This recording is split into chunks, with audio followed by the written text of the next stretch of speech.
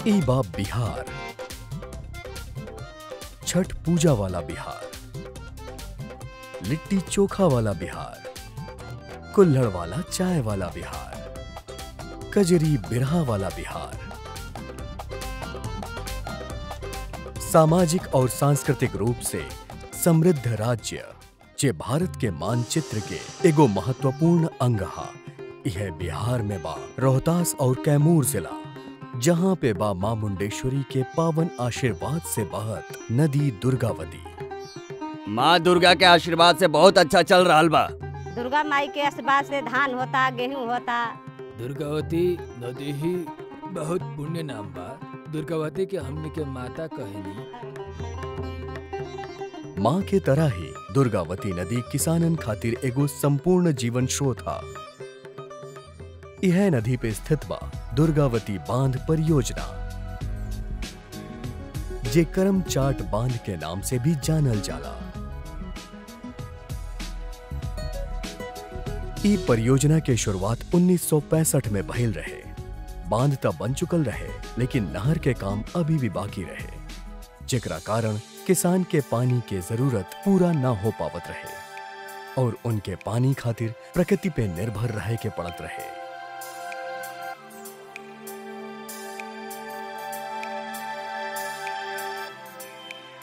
आज से 5 साल पहले सबके उदासी रहे कि पानी चढ़ी के ना चढ़ी, चली के ना चली। 2 महीना 3 महीना चलत रहे फसल, फिर हमनी के भूखे मरे लगत रही जा। काम करत करत पहाड़ से लकड़ी निकाल के उ 4 रुपया किलो मिलत रहे। हमने के बेरोजगार होके बाहर कमाए जात रहनी, दिल्ली महाराष्ट्र ऐसे करके। परेशानी से निपटे खातिर सन 2015 में सरकार भारत के किसान के उन्नति खातिर एगो कल्याणकारी योजना प्रारंभ कैले। हर खेत के पानी देवे के उद्देश्य से बनल प्रधानमंत्री कृषि सिंचाई योजना PMKCY। किसान को जमीन है, अगर उसको पानी मिल जाए तो मेरे देश के किसान की ताकत है, वो मिट्टी में से सोना पैदा कर सकता है। ये ताकत मेरे देश के किसान में है और इसलिए हमने जल प्रबंधन पर बल दिया है, जल सिंचन पर बल दिया है, जल संरक्षण पर बल दिया है। एक एक बूंद का उपयोग किसान के काम कैसे आए, पानी का महात्म्य कैसे बढ़े, पर drop more crop, micro irrigation, इसको हम बल दे रहे हैं। ई योजना के अंतर्गत 99 अधूरा परियोजना के प्राथमिकता के आधार पे मिशन मोड में पूरा कैल जात बा।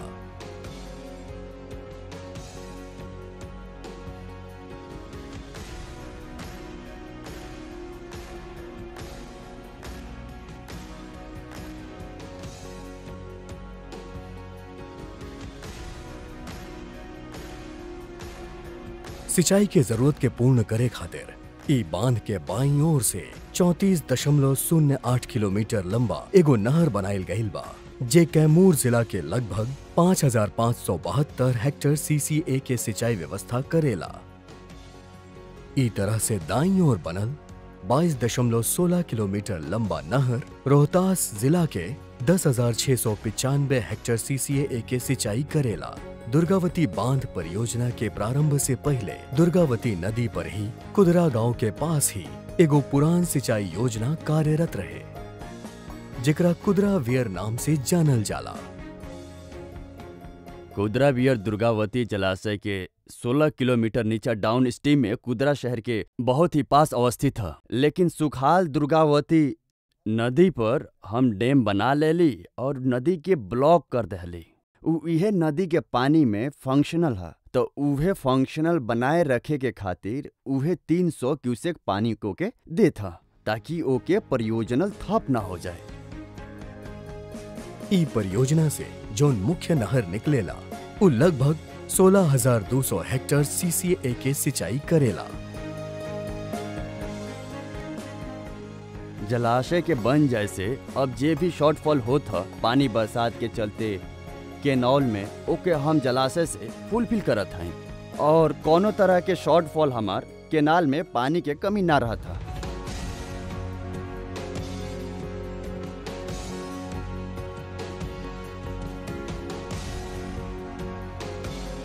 नहर में पानी आवे के बाद सरकार द्वारा संचालित CADWM यानी के कमांड एरिया डेवलपमेंट प्रोग्राम के अंतर्गत हर खेत में पानी इस संकल्पना के परिपूर्ण करे खातिर लगभग 150 लाख रुपया के व्यवस्था कैल गई बा।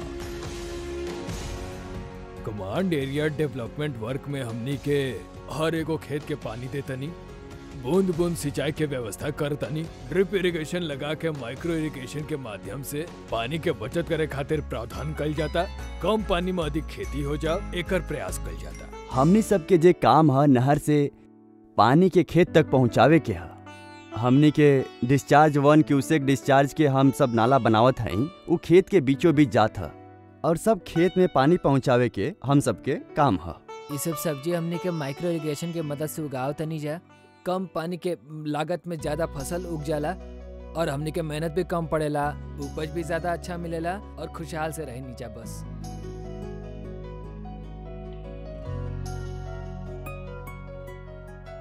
कमिटी जे है वितरण के काम कर कर के खेत में पानी पहुँचावत है और ओकरा से ज्यादा उपज होत है और किसान सुखी है। दुर्गावती परियोजना के दाई मुख्य नहर, बाई मुख्य नहर एवं कुदरा के मुख्य नहर संयोजन से कुल मिला के 32,467 हेक्टेयर CCA के सिंचाई व्यवस्था हो गई बा। पहले हम मौसम पर निर्भर होत रहे, प्रकृति पर निर्भर होत रहे। पहले हमनी सब में सबूर ना रहे कि हमनी के फसल होई कि ना होई। 2015 से आज 4 साल भइल। 4 साल से हम सब एकदम खुशहाल जिंदगी व्यतीत करते हैं। आज विश्वास हो गई कि हमनी के फसल में कोनो दिक्कत ना बा। दुर्गावती बनाई तब से नहर सिंचाई आ गई। 2015 में नहर आई तो गेहूं होखे लागल, चावल होखे लागल। नहर के पानी आई सिंचाई खिंचलस तो पानी बढ़ गई। पानी बढ़ला के बाद में सेक्सेबुल के पानी ऊपर हो गई। पानी ऊपर हो गई, अपन सेक्सेबुल चलावनी जा, पानी अपन नहाए धोए लगनी जा, घर में आसानी हो गई। अब बाहर नहीं जाए के परत, नहाए पीछे धोए नहीं जाए के परत, घर में सब होता। अब गांव में बिजली के हाल बा कि लगभग 22-23 घंटा रह जाता। गांव में देख ली, हर गांव में एंटीना देख ली, टीवी वगैरह देख ली, हर गांव में बा। तो हमने कभी विकसित के तौर पे बानी जा कर्जा रहे जे अब हम सब चुका ले हई। हमनी सब अभी लकड़ी बेचल, पत्थर तोड़ल और ई सब मजदूरी कइल तनी कम कइल देला हई। काम धंधा बढ़ गइल बा, जे खेती जे पहले ना करे के चाहत रहल वो लोग खेती में उतर गइल बा। खेती करता लोग, बढ़िया से करता लोग। हर खेत के पानी मिले के ई योजना के अधिक सुलभ बनावे खातिर वाटर यूजर एसोसिएशन के गठन कइल गइल बा, जे हर किसान के जरूरत के अनुसार सिंचाई के पानी उपलब्ध करावेला और नहर से खेत तक पानी लावे के संसाधन के देखभाल भी करेला।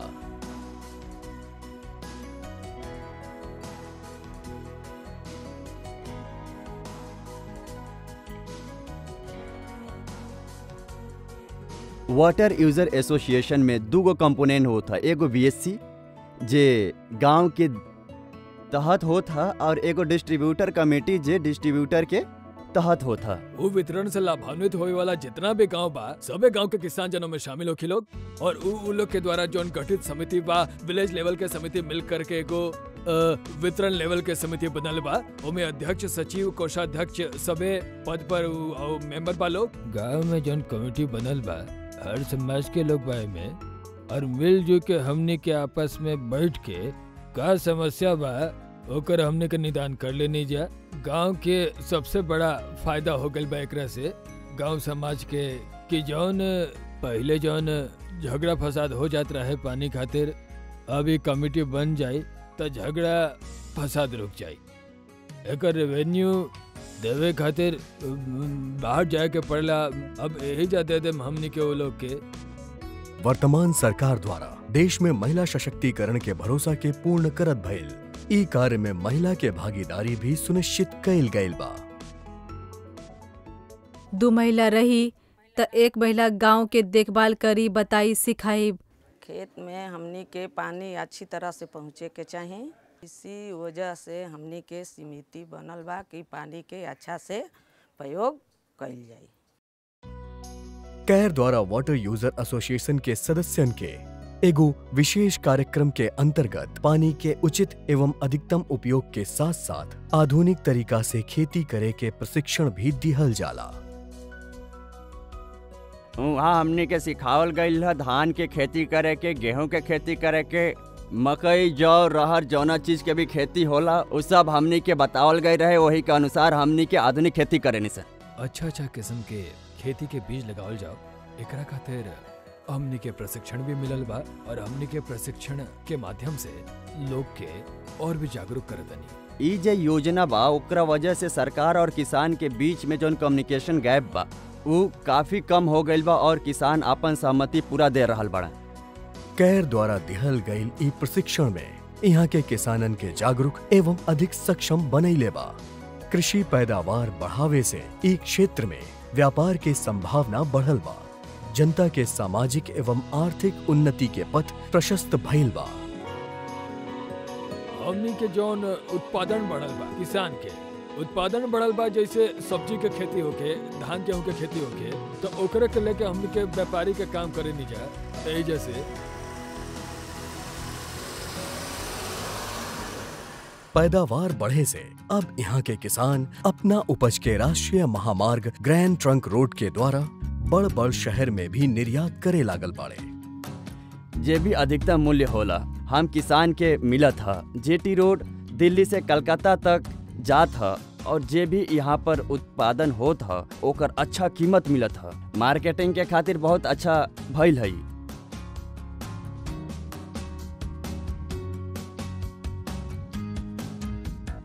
पहले तो हमनी के जानते ना कि कुल्हड़ का कहाला, टीवी का कहाला, पंखा का कहाला।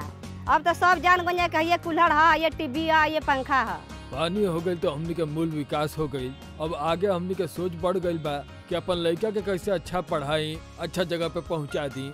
तो पहले हमनी के अपन पेट के भरे के चक्कर में कहीं बाहर में जात रहनी, जा कमा के लिया रहनी। आज तब की बेटा बेटे के अच्छा ढंग से पढ़ाओ तनी। ई गांव में सब लोग खुशी से ह। सब लोग ट्रैक्टर रखले बड़न और खेती के साधन रखले बड़न।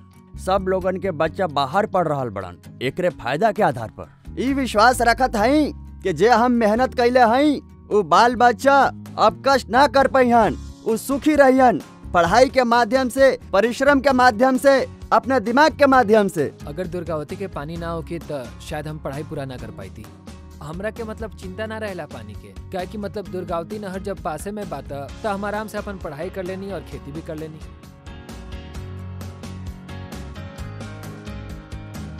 नहर जे आइल ता फसल उपजे लग गईल और फसल उपजे के कारण सब फसल बिके लग गईल, पैसा आवे लग गईल और पैसा आवे लग गईल तो सब लोगन के माता पिता पढ़ावे लग गईल। ना नहर आई ता हम लोग भी खेत में काम करत, तब पहले से जिंदगी हम लोगन के सुधर गईल। आज हमने स्कूल जा रहल हई तो हमने के भरोसा बा कि कल के जिंदगी में तरक्की करब। हम लोग के बाकी हमने के आज खुशहाल बनी जा, चाहे किसानी के ऊपर होके, चाहे शिक्षा के ऊपर होके, चाहे व्यापार के ऊपर होके। डैम के बनने से सबसे पहले हमने के फायदा भइल बा कि आम आदमी के विकास भइल बा।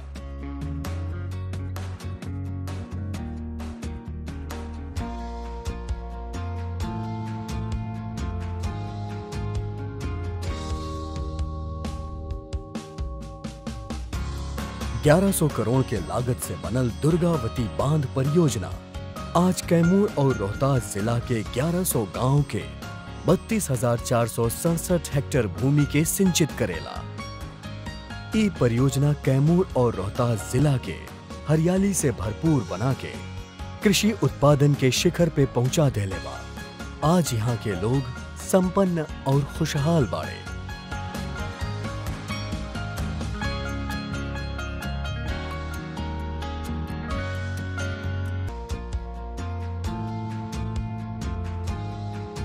दुर्गावती बांध परियोजना के वजह से यहाँ के लोग के जीवन में जौन परिणाम भइल बा उनके जीवन में स्पष्ट रूप से परिलक्षित होखेला। नहर से आयल लहर खुशी के खिल गईल सारा गांव, हर बूंद बनल जलधारा, हर एक काम देश के नाम।